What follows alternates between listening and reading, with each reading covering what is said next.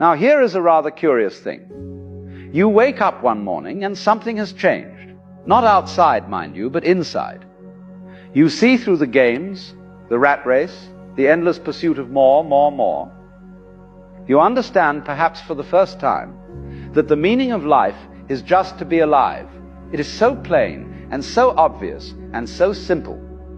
Yet everybody rushes around in a great panic as if it were necessary to achieve something beyond themselves. And then comes the peculiar problem. The bills still arrive, the rent is still due, the bank account still dwindles, and you find yourself in this strange position, spiritually awake but financially broke. What a cosmic joke this is. You look around and see people who are fast asleep, utterly unconscious, chasing money like hungry ghosts, and they seem to be doing rather well. Their bank accounts are full, their houses are large, their cars are new. And here you are, having seen through the illusion, and you cannot pay your electric bill. What is going on? Let me tell you something. This is not an accident.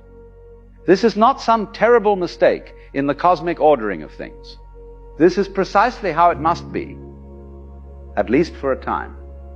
And if you understand why, you will stop fighting it, and you will begin to see the extraordinary gift hidden in this struggle. You see, money is a very peculiar thing. It is not wealth at all. It is a way of measuring wealth, a symbol, a token, a kind of social agreement.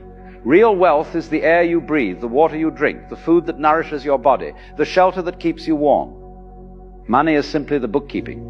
But we have become so enchanted with the bookkeeping that we have forgotten what it was supposed to represent. Think about it. Here is a man with $1 million in the bank. He sits in his office worrying about the stock market, checking his accounts, calculating his net worth. He has forgotten to taste his coffee. He has forgotten to feel the sun on his skin. He has forgotten that he is breathing. Ha ha ha. Is this man wealthy? Or is he so busy counting his tokens that he has lost touch with the actual treasure? When you awaken spiritually, something very interesting happens. You stop being hypnotized by the symbols. You stop mistaking the menu for the meal. The recipe is not the dinner. The map is not the territory. And suddenly, money loses its grip on you. It stops being the most important thing. It stops being the goal of your life. This is wonderful. This is liberation. But it creates a practical problem, because the world around you has not woken up.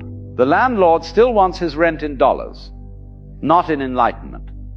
The grocer will not accept spiritual wisdom in exchange for bread. And so you find yourself caught between two worlds. Awake in a sleeping world, trying to live by one set of values while surrounded by another. Now, let me tell you why this happens to nearly everyone who begins to wake up. The first reason is very simple. When you awaken, you lose your motivation for the game. You see, most people work not because they love the work, but because they are afraid. Afraid of being poor, afraid of being judged, afraid of being left behind in the great race. Fear is the fuel that drives the economic machine. But when you wake up, the fear begins to dissolve. You realize that you came into this world with nothing, and you will leave with nothing. You understand that the purpose of life is not to arrive at death safely with a well-preserved bank account, but to skid in sideways, thoroughly used up, totally worn out, laughing all the way. The terror of poverty loses its teeth. And without that fear driving you, you naturally slow down. You stop clawing your way to the top. You stop sacrificing your present for some imaginary secure future. This is beautiful. This is health.